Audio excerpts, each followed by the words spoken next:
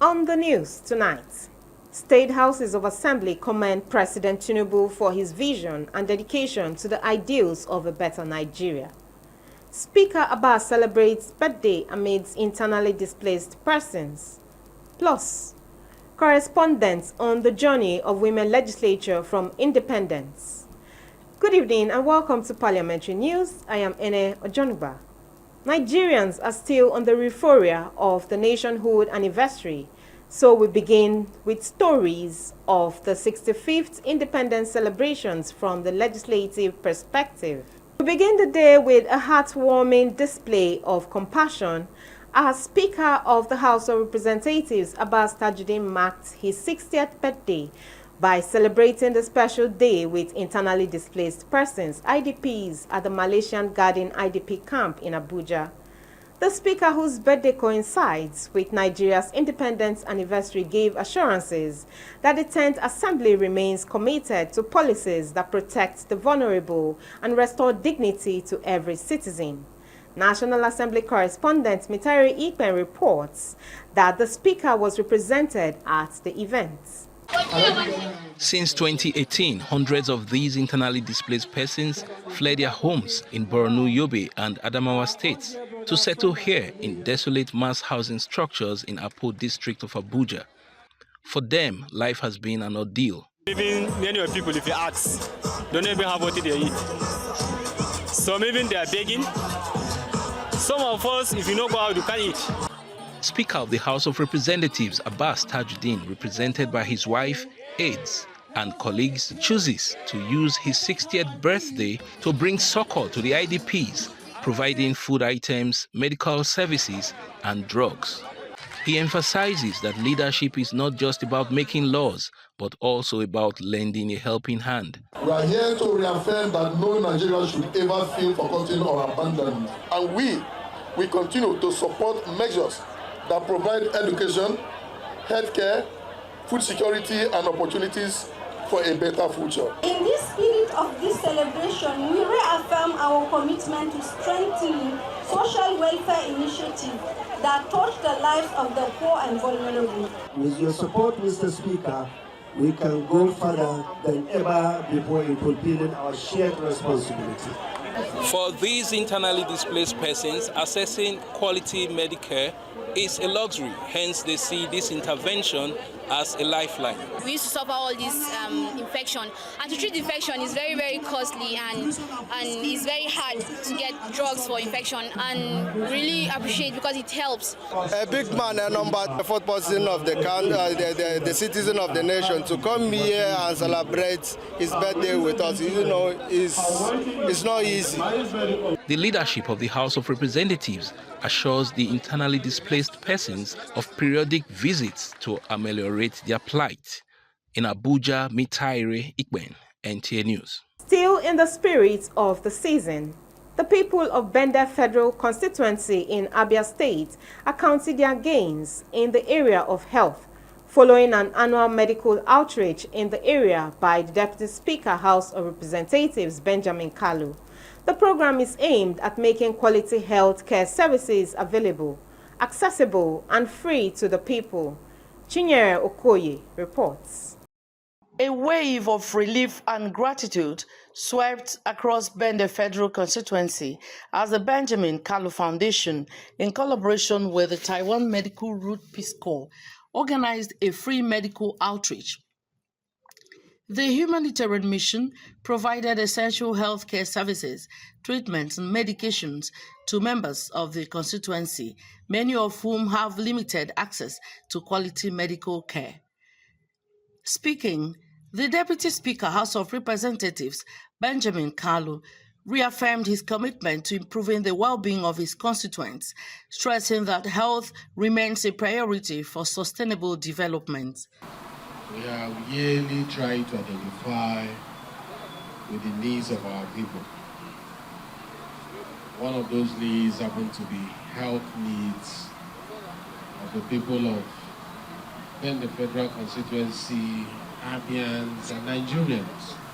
So it is all about the people, it's all about humanity. The lead doctor of Taiwan Medical Peace Corps said the organization is a humanitarian mission that have been in existence for over 30 years and that the team would train 2 medical doctors from Nigeria for a period of 6 months in Taiwan, and thanked Benjamin Kanu's foundation for giving them opportunity to serve humanity. We came with 33 boxes of medicine and equipment to give Nigeria, to give them free medical service and consultant. And we also give the opportunity, like we recruit like 2 doctors, give them free training, 6 months free training in Taiwan. Beneficiaries expressed deep gratitude, describing the program as timely, especially in the face of other life demands. I'm really impressed. This is not the first time he's doing it. He has been doing a lot of things for this community. I've been going from one table to the other. They've been examining me, giving me drugs till to this place. They checked me, gave me an eyeglass and eye drop, and I'm very much happy.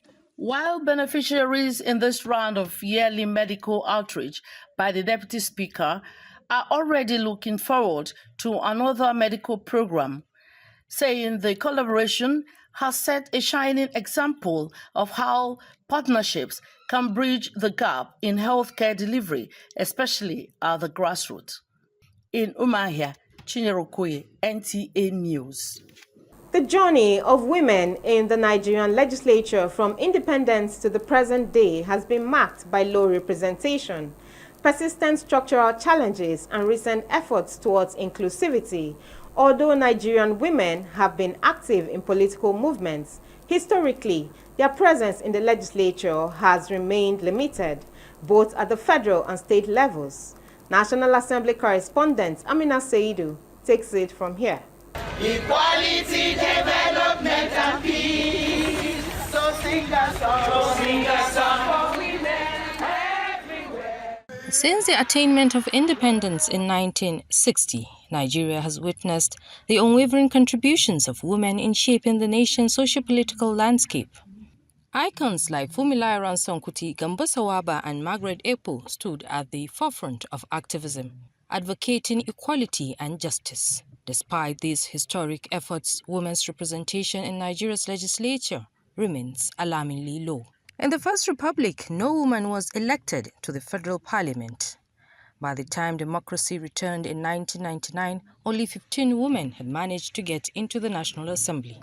Today, in the 10th National Assembly, there are 18 female lawmakers out of 469 legislators at both chambers, which is less than 4%.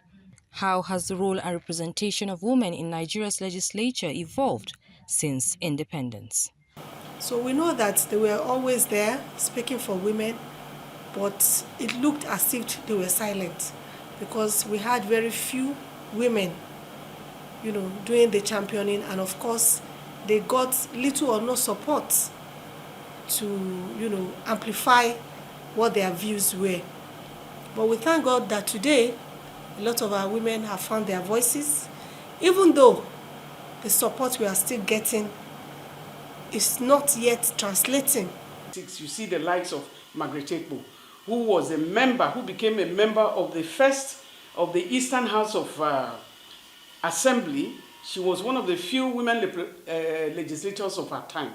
So we can see that it did not start from today.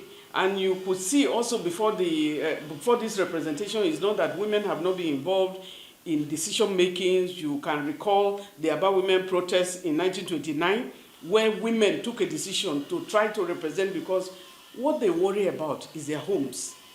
And the money that the men were bringing back at that time was becoming smaller because of taxation. And eventually they were mowed down. What were some of the major challenges women faced in politics during the early post-independence years? Ourselves, we've already accepted this issue of that we are women. We make ourselves as if unless somebody calls and say, come and take, we don't struggle to take it by force, because politics, I heard them say that we take it by force. So it's high time also that the women should sit up and try to make sure that they grab like the men are grabbing. Can you share your personal journey into politics and the obstacles you face? I started from my university days as a student union leader, and I made it to the top, University of Lagos Student Union leader. I was the first female treasurer of the University of Lagos Student leader, and we had the privilege of always sitting with the Senate to discuss on the welfare of the students and student activities. How have societal attitudes towards women in politics evolved, and what needs to change? We have been meeting with, there are lots of traditional rulers. Some of them have changed their attitude entirely. Some of them have been even welcome women into their council, and they are loving it because they feel that women bring in a different kind of perspectives. What advice do today's leaders have for young women aspiring for political office? Politics is not an easy one, so you have the consent of your husband if you are married, and of course your children, that you want to go into politics, because whatever you do out there reflects back to the home, and you have to be God-fearing, be prayerful, be spiritually strong. So, and you have to also join the right political party. Being in the right political party makes it easier for you to get to where you are going. Cultural barriers, political gatekeeping, and the absence of legal gender quotas continue to limit women's full participation in governance. But there is hope. Stakeholders agree that passing gender quota legislation, reforming party nomination processes, and promoting education at the grassroots level could help bridge the gap. Until then, true gender parity in Nigeria's legislature rests like a seed beneath the soil, full of promise, yet to bloom. Amina Saidu, NTA News. At discussion segments, we have Mary Ikoku, a director, Emerge Women Development Initiative, who will be throwing more light on obstacles behind low participation of women in politics. You're welcome. Can you share your personal journey into politics and any gender-specific obstacles women encounter? We aspired for the House of Representatives in the 2023 election under the All Progressives Congress. But unfortunately, I didn't make it to the ballot, not because I wasn't competent, not because I wasn't qualified, not because I was not popular. I had all that in my favor, but it was due to lack of internal democracy in the party. And that is what most women go through. This is what women face. Either you're favored by a godfather or a godmother or some individual that have to back you up and make sure that your name gets there. And not necessarily that you are the most qualified person to hold that position. So yeah, my run for office also exposed me to more details of what the kind of things women face in the run for office or trying to access political leadership. How has societal attitude towards female political leaders changed over time? And what is still needed to improve on it? In the past, these are not conversations we probably will be having, but over the years you can see that communities are now more acceptable to women leaders. You will now hear slogans like Amibo, where you hear slogans like Kawani Jeto. So we hear them saying, let a woman go for us. So societies are now communities are now beginning to wield support for women politicians, to lead them, to represent them. In the past, it wasn't like that. So, but that does not take away the fact that there are still some who are still very extremely conservative, and in their conservative views, women cannot lead them. Some people, it is their culture, they have this conservative culture, or their religion. And you also have some deep-seated patriarchal norms that are also holding a certain group of people. So those are still there, but it is with continued civic education and continued awareness creation and advocacy like we are doing now that, with enough education, minds will continue to shift. You will have a lot of those mindsets changing. Thank you for your time. Meanwhile, lawmakers in Akwa Ibom State House of Assembly have pledged to honor the memory of patriots who sacrificed to secure Nigeria's freedom and to build upon the legacy and the advancement of all.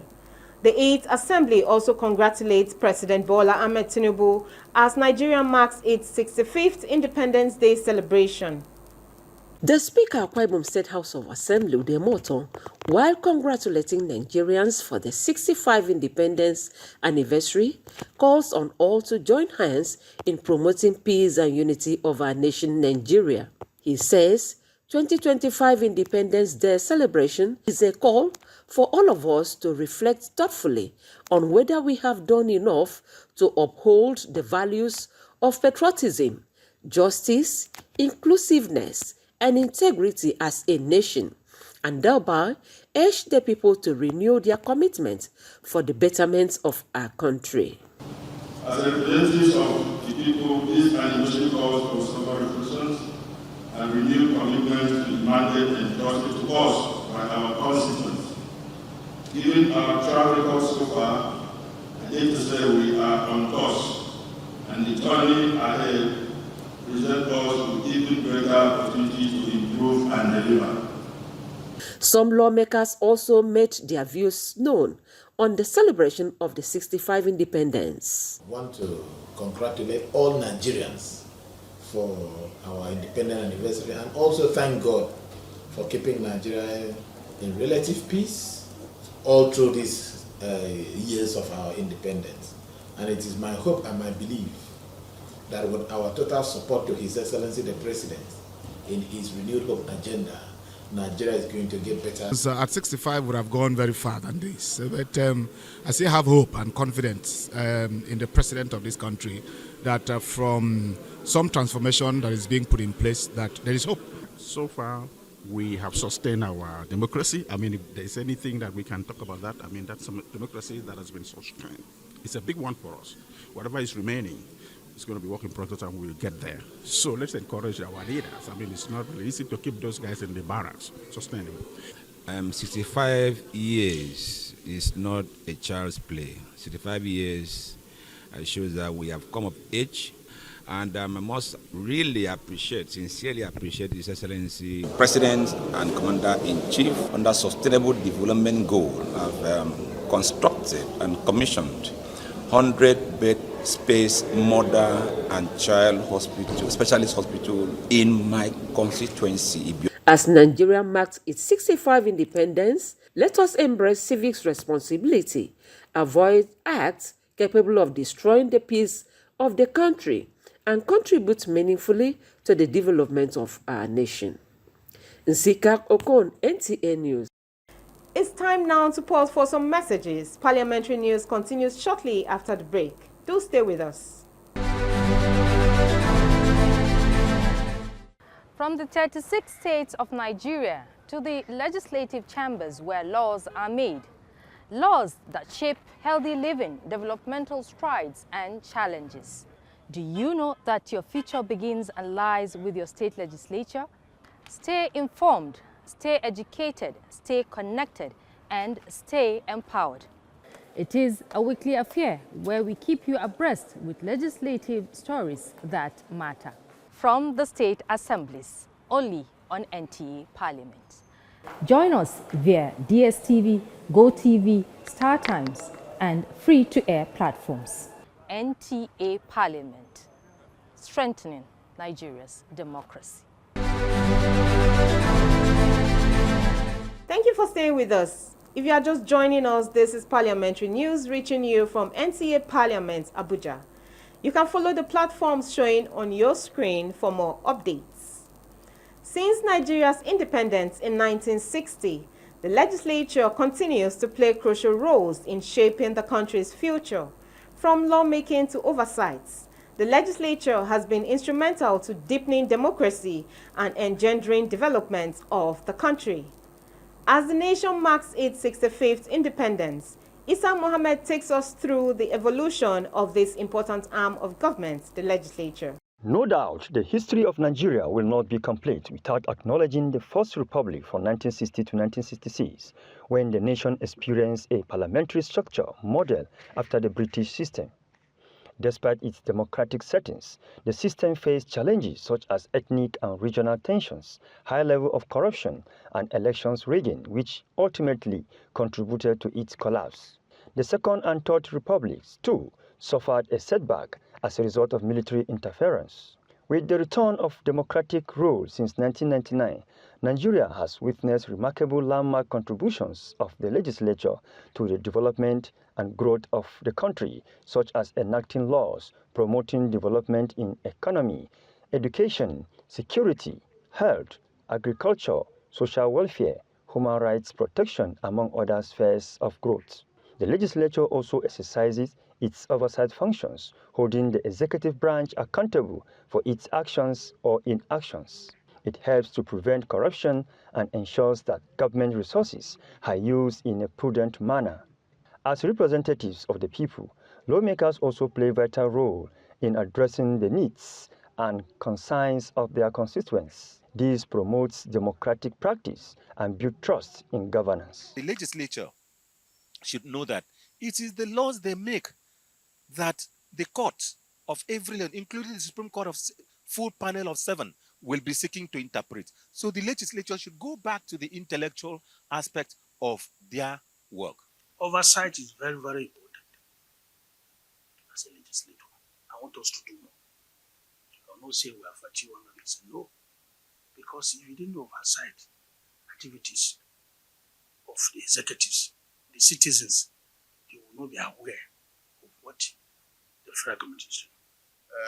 You don't have to intrude too much into the activity as much as you don't want the National Assembly, the executive arm of government, to intrude too much in the way that the legislature is performing their act. So I think generally, the legislature have not done badly. We are still developing as a country, where 65 years ago. But the level we are now is where Africa is generally. But I'm very hopeful that this present government of President Tinubu will make a change. Experts say the legislature makes significant contribution to Nigerians' development since independence, especially in the Fourth Republic, by prioritizing the needs of citizens and work towards promoting transparency and accountability. The legislature must go a step further to ensure that the laws they've made are implemented so that the positive result will be felt in the society. They believed, despite the challenges it faces, the legislature remains a pillar in Nigeria's democratic system.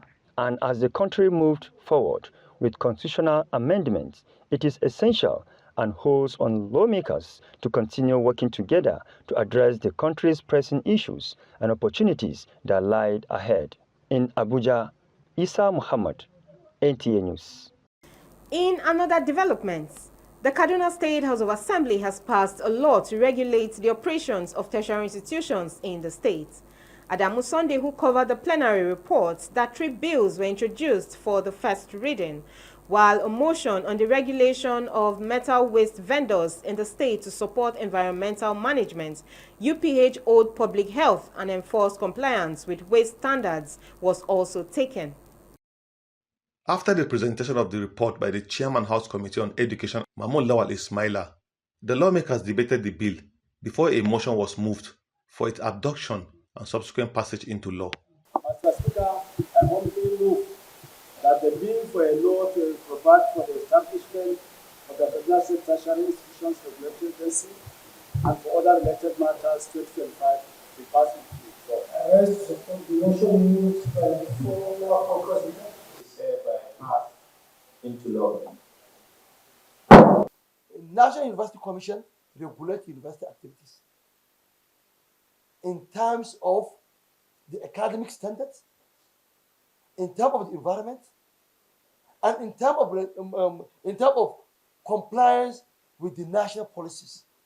While this agency will look into the state rules to ensure that that university complies with all the state rules that relate to the establishment of higher tertiary institutions in the state. In New Born Polytechnic, 13 students were dismissed by the rector. Just like that, he released a circular that he withdrawn their admission after graduating. How is that possible? They wrote to us. The only thing we can do is to communicate to the Ministry of Education. And up to now, they have done nothing. And the students are there suffering. Mahmoud says, if assented to by the governor, The law will guide the education system in the state. A bill to amend the Kaduna State Landlord and Tenant Law number 18 of 2018. A bill to amend the Kaduna State Urban and Regional Planning Law number 31 of 2018. And a bill to amend the Kaduna State Tax Codification and Consolidation Law number 8 of 2020 were also read. The lawmakers scheduled a date for the second reading of the bills. The Assembly further considered a motion to regulate the activities of metal waste vendors in the state, to promote environmental management, safeguard public health, and enforce compliance with waste standards. Lawmakers added that the motion will help reduce cases of stolen items linked to the activities of some vendors. In Kaduna, Adamu Sunday, NTA News. That concludes parliamentary news for this evening. I am Ene Ojonuba. Bye for now.